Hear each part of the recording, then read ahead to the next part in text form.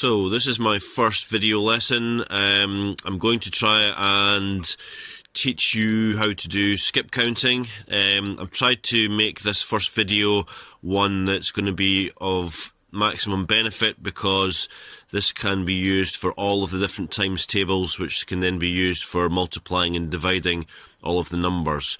So it'll work from down at the early stages of school to maybe the middle to the upper stages of school. So the first one I'm going to show you how to do is skip counting in fours. And this I've just tried to rig up this system here, which you can see is using Duplo, some books and a game. And I've even got some double-sided sticky tape, Blue Peter Styly. It's actually not double-sided, it's single-sided that I've just rolled around. But hey, we're resourceful here in these unprecedented times. And I'm unashamedly low-tech. I'm a low-tech man in a high-tech world, what can I say? But I'm hopeful that it's going to be really beneficial.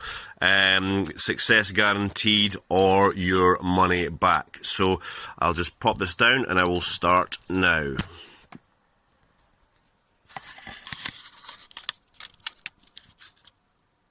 Okay, so I can skip count in fours, and what I would normally do to start that would be to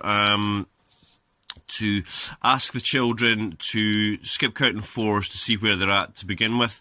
So say, for example, they were able to do 4, 8, 12, and then they couldn't go any further. You would praise them for that and say, well done, and then that would be their marker for moving forward.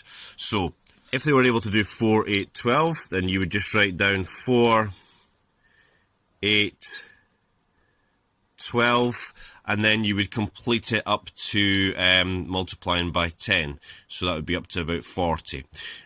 So carrying on from there, then get the children to complete it by just adding on 4 each time. So starting off with 12 in the head and counting on 13, 14, 15, 16. 16 in the head, 17, 18, 19, 20. 20 in the head, 21, 22, 23, 24. 25, 26, 27, 28. 29, 30, 31, 32. 33, 34, 35, 36. 37, 38, 39, 40. Alright, so now we've got all of the stations of the 4 times table. Skip counting is really, really important and needs to be learned first as a skill before trying to multiply and divide quickly. So I've tried many different ways of teaching multiplication, division and skip counting, and for me this has been by far the most effective. The children go through the process and it's always successful. So you start off by reciting the 4 times table, or the stations of the 4 times table. So the children would go 4, 8, 12, 16, 20, 24, 28, 32, 36, 40. And then you would cover up the first one, but still say it. 4, 8, 12, 16, 20, 24, 28, 32, 36, 40. Then go down again. 4, 8, 12, 16, 20, 24, 28, 32, 36, 40. Again. 4, 8, 12, 16, 20, 24, 28, 32, 36, 40. Again. 4, 8, 12, 16, 20, 24, 28, 32, 36, 40. Again.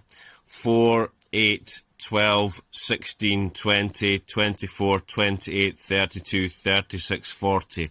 Now, by doing this, every single time they go down, they're gradually getting the 4 times table stations more and more ingrained into their head.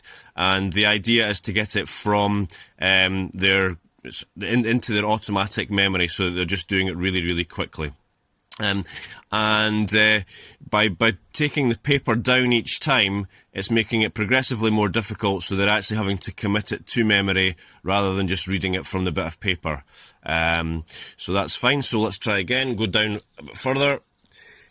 4, 8, 12, 16, 20, 24, 28, 32, 36, 40. Now, if they get stuck at any point, and that's totally okay for them to get stuck, because when we're learning a skill, you can't be expected to know it straight away when you do it. So if they were to make a mistake, for example, 4, 8, 12, 16, 20, and they weren't sure about the next one, all you would do is you go back up to this one and get them to do it again.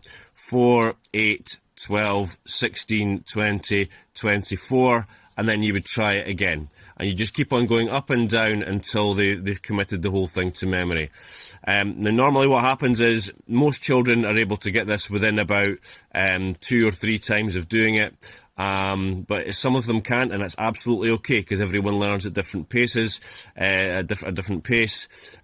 So it doesn't really matter how quickly your child commits this to memory. It's important that you recognise the progress. So maybe on day 1 when you do it, they get to 12. Maybe on day 2 they get to 20. Maybe on day 3 they get to 32. Every single bit of progress should be praised and highlighted to the child to try and develop confidence. Okay, so hopefully that has given you a strategy for teaching your child how to skip count. Now, as I said, this can be used for 4s, 5s. Normally the process we would do would be 2s first, then 10s, then 5s, then 3s, then 4s, then 6s, 7s, 8s, and 9s. So you can do this for any of them at all. So hopefully that's been good for you, and I will come on to the next bit of multiplication next.